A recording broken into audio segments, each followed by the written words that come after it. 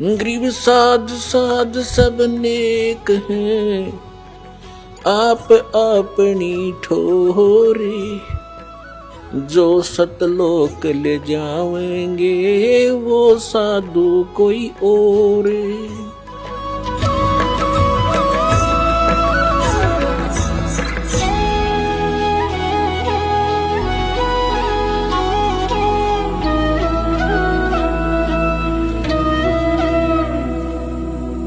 भगत की कैसी मर्यादा है। भगत और जगत का आपस में मतभेद सदा से रहा है। इसका कारण क्या है? इसका कारण यह है कि भगत की परंपरा मर्यादा जगत से भिन्न बन जाती है और जिन परंपराओं को लेकर वो पहले समाज में चल रहा था, इतने वजन को उठाकर इस भक्ति मार्ग पर प्राणी चल नहीं सकता। जैसे कोई यात्री है, यात्रा कर रहा है, वो पहले ही सोच लेता है आवश्यक वस्तुएं ही लेकर साथ चलूं, अधिक गठड़ी उठाते सफर नहीं कर पाऊंगा, उसको अंडरस्टूड होता है। तो वो ज्यादा नहीं बांधता, एक थैला छोटा सा काख में टांगा, आवश्यक वस्तु डाली और सफर पर चल पड़ता है। जो भक्त बन गया वो परमात्मा के मिलने वाले मार्ग पर चल पड़ा, और जो भक्त नहीं बना वो वहीं बैठा अपने घर पे, वो उस वस्तु को प्राप्त नहीं कर सकता। तो उसकी मर्यादाएं कुछ अन्य हैं, उनसे हटकर हम अपने सीमित करके इस सफर पर चल सकते। तो इसी प्रकार जगत और भगत की आपस में मतभेद बना रहता है कि ये तो ऐसे भी नहीं करते, ये त्योहार भी ना मनाते, ये तो दहेज भी ना देते, ये लेते भी को नहीं। तो इस तरह के हम नहीं कर सकते, क्योंकि हमें ज्ञान हो गया कि आज हम किसी से लेते हैं, कल देना पड़ेगा। तो क्यों सिर में दर्द कराया फिर देने के लिए? जैसे आज कोई रिश्वत ले रहा है किसी से, 5,000 10,000 20,000 ले ली, और वो उसने देनी पड़ेगी फिर उसको आगे चल के अगले जन्मों में। अब परमात्मा आदरणीय गरीबदास साहिब जी कहते हैं, तुमने उस दरगाह का मैल नहीं देखा और धर्मराज के तिल तिल का लेखा। बता, कहते तुम इसलिए गलती करते हो, तुमने वो स्थान ना देखा जहां पर फैसले होते हैं इस भगवान के सत्र के।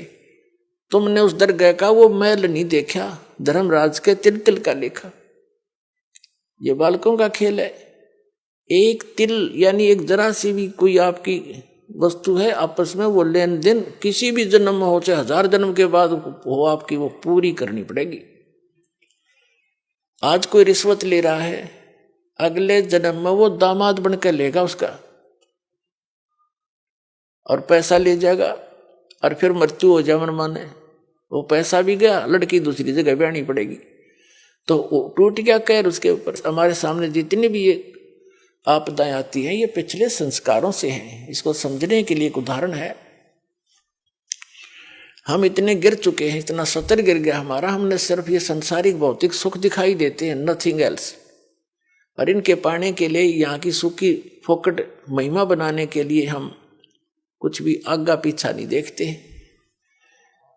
एक व्यक्ति का विवाह हुआ, एक पुत्र उत्पन्न हुआ, उसकी पत्नी की मृत्यु होगी, उसने दूसरी शादी की, 10-12 वर्ष के बाद दूसरा पुत्र हो गया, वो स्वयं भी मर गया, उसकी पत्नी भी मृत्यु को प्राप्त होगी। अब बड़े लड़के का विवाह हो चुका था, छोटा भी बालक था, 10-12 वर्ष का, 13 वर्ष का।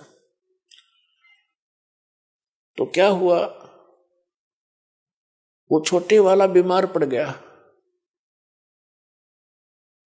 बीमार हो गया तो उन्होंने कुछ थोड़ा बहुत ट्रीटमेंट करवाया, फिर किसी ने बताया कि इसको वहां ले जाओ, हफ्ता 10 दिन वहां रखना पड़ेगा, कितने पैसे लगेंगे, 500 रुपये का खर्चा होगा। उस समय 500 रुपये आज के 5 लाख से भी ज्यादा समझ लो।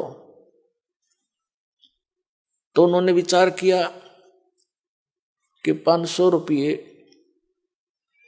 वहां लगा देंगे, और फिर इसने ये मृत्यु को तो निकट है, ये मर जा तो बढ़िया, सारी संपत्ति इसकी हमारे नाम आवेगी, काम आवेगी। यानी 10-15 एकड़ जमीन थी इसकी, उसके हिस्से की।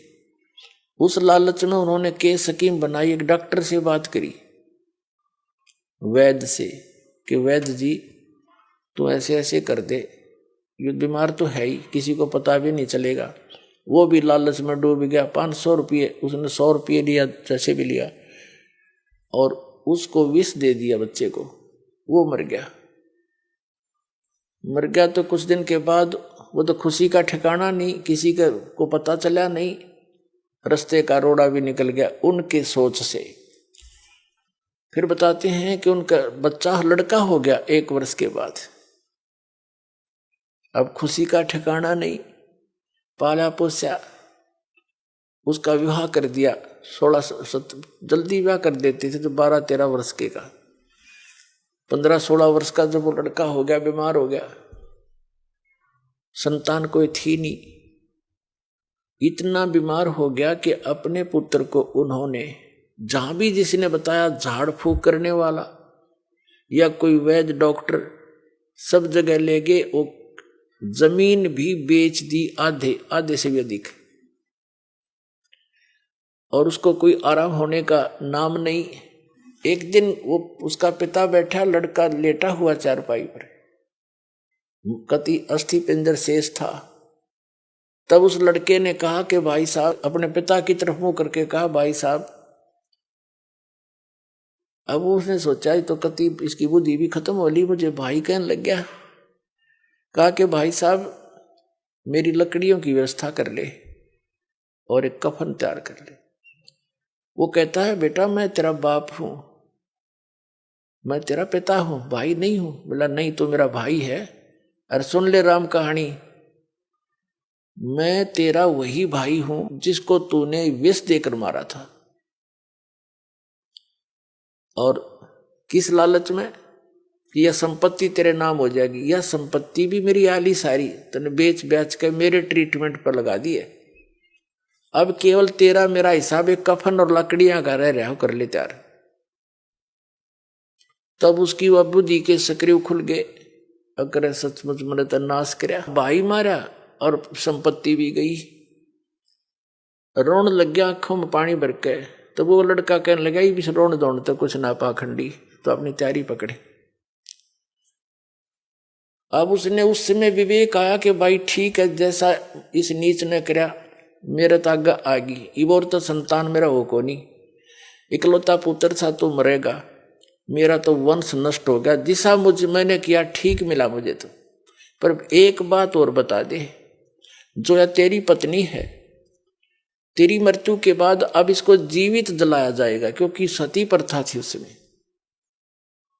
पति मर जाता था तो पत्नी से पहले तो पत्नी को जिंदा जलाया जाता था चिता में, जैसे मुर्दे को फूकते, उसको सती कहते। अब इसका क्या दोष, इसने अब इसको जिंदा जलाया जाएगा।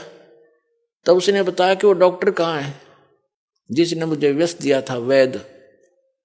उन्होंने बताया कि आपके 2-3 वर्ष के बाद उसकी मृत्यु हो गई थी। तो उस लड़के ने बताया कि ये वही है, ये डॉक्टर मेरी पत्नी, अब यो भी भोग लेगा अपने करे हुए को। तो पुण्यात्माओं, ये भले ही आपने कथा लगती हो, पर विधान है परमात्मा का। यो तुमने उस दरगाह का मैल नहीं देखा और धर्मराज के तिल तिल का लेखा, एक पाई का हिसाब होगा वहां पर। तो इस प्रकार हमने परमात्मा पर विश्वास करके, और जो साधना दास बताता है इसको करके देखो, और फिर लाभ देखिए उस परम पिता के। आपकी किस्मत से न्यारे देने लगेगा आपने, आप सोच भी नहीं सकोगे भगवान, हम तो सुना करते भगवान ऐसा कर देता है, पर और आज हो रहे हैं हमारे साथ। आपके कई दिन में समझ में नहीं आओ यू हुआ कैसे, यू कार्य कदे सोच भी ना सकते, यू तो किसी तरह भी होने का नहीं था, और ऐसे कर देगा आसानी से, आप सोच भी नहीं सकते। और फिर आपका विश्वास और दृढ़ होगा, ऐसे भक्ति में लग जाओ।